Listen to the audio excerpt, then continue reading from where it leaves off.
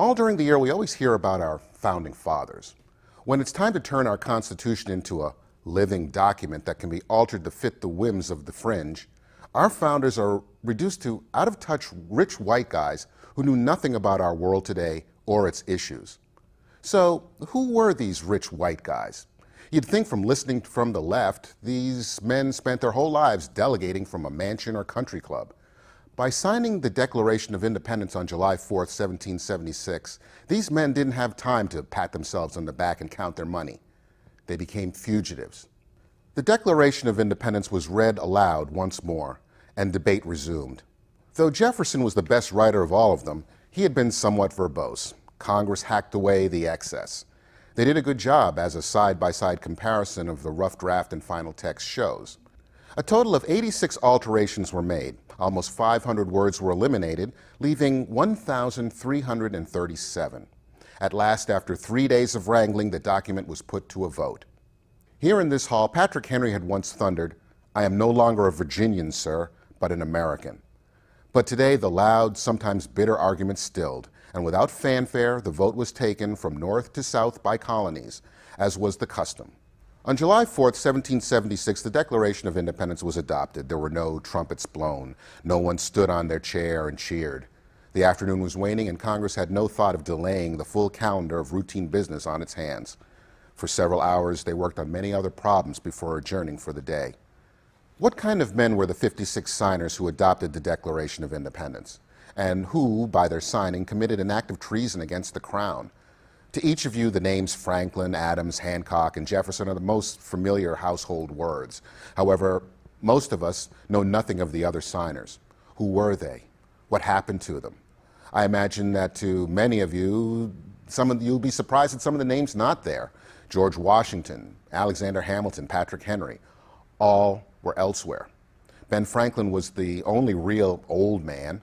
18 were under 40, 3 were in their 20s. Of the 56, almost half, 24, were judges and lawyers. 11 were merchants, 9 were landowners and farmers, and the remaining 12 were doctors, ministers, and politicians. With only a few exceptions, such as Samuel Adams of Massachusetts, these were men of substantial property. All but 2 had families. The vast majority were men of education and standing in their communities. They had economic security, as few men had in the 18th century. Each had more to lose from revolution than he had to gain by it. John Hancock, one of the richest men in America, already had a price of 500 pounds on his head. He signed in enormous letters so that His Majesty could now read his name without glasses and could now double the reward. Ben Franklin wryly noted, "Indeed, we must all hang together, otherwise we shall most assuredly hang separately." Fat Benjamin Harrison of Virginia told tiny Elbridge Gerry of Massachusetts, "With me, it will all be over in a minute, but with you, you will be dancing on air an hour after I am gone." These men knew what they risked. The penalty for treason was death by hanging. And remember, a great British fleet was already at anchor in New York Harbor. They were sober men. There were no dreamy-eyed intellectuals or draft card burners here. They were far from hot-eyed fanatics yammering for an explosion. They simply asked for the status quo. It was change they resisted.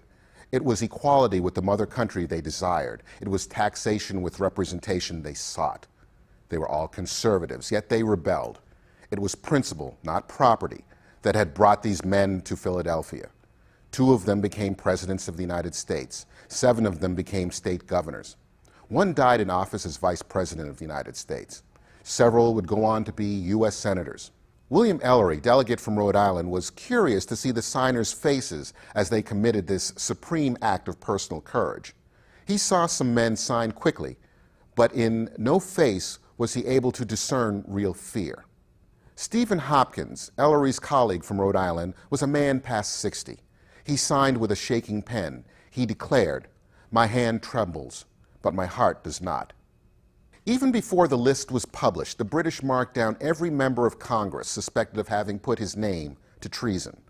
All of them became objects of vicious manhunts. Some were taken. Some, like Jefferson, had narrow escapes. All who had property or families near British strongholds suffered. Francis Lewis, New York delegate, saw his home plundered and his estates in what is now known as Harlem completely destroyed by British soldiers. Mrs. Lewis was captured and treated with great brutality. Though she was later exchanged for 2 British prisoners through the efforts of Congress, she died from the effects of her abuse. William Floyd, another New York delegate, was able to escape with his wife and children across Long Island Sound to Connecticut, where they lived as refugees without income for 7 years. When they came home, they found a devastated ruin. Phillips Livingstone had all his great holdings in New York confiscated and his family driven out of their home. Livingstone died in 1778, still working in Congress for the cause. Lewis Morris, the 4th New York delegate, saw all of his crops, timber, and livestock taken. For 7 years, he was barred from his home and family. John Hart of Trenton, New Jersey, risked his life to return home to see his dying wife. Hessian soldiers rode after him, and he escaped into the woods. While his wife lay on her deathbed, the soldiers ruined his farm and wrecked his homestead. Hart, 65, slept in caves in the woods as he was hunted across the countryside. When at long last, emancipated by hardship, he was able to sneak home, he found his wife had already been buried and his 13 children taken away. He never saw them again. He died a broken man in 1779 without ever finding his family. Dr. John Witherspoon Signer was president of the College of New Jersey, later called Princeton. The British occupied the town of Princeton and billeted troops in the college. They trampled and burned the finest college library in the country. Judge Richard Stockton, another New Jersey delegate signer, had rushed back to his estate in an effort to evacuate his wife and children.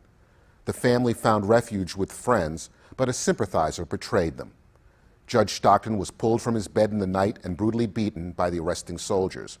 Thrown into a common jail, he was deliberately starved. Congress finally arranged for Stockton's parole, but his health was ruined. The judge was released as an invalid when he could no longer harm the British cause. He returned home to find his estate looted and did not live to see the triumph of the Revolution. His family was forced to live off charity. George Clymer, Pennsylvania signer, escaped with his family, but their home and property was completely destroyed by the British in the Germantown and Brandywine campaigns. Dr. Benjamin Rush, also from Pennsylvania, was forced to flee to Maryland. As a heroic surgeon with the Army, Rush had several narrow escapes.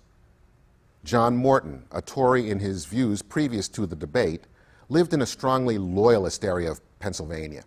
When he came out for independence, most of his neighbors and even some of his relatives ostracized him. He was a sensitive and troubled man, and many believed this action killed him. When he died in 1777, his last words to his tormentors were, "Tell them that they will live to see the hour when they shall acknowledge it to have been the most glorious service that I have rendered to my country." William Ellery, Rhode Island delegate, saw his property and home burned to the ground. Thomas Lynch Jr., South Carolina delegate, had his health broken from privation and exposures while serving as a company commander in the military. His doctors ordered him to seek a cure in the West Indies, and on the voyage, he and his young bride were drowned at sea.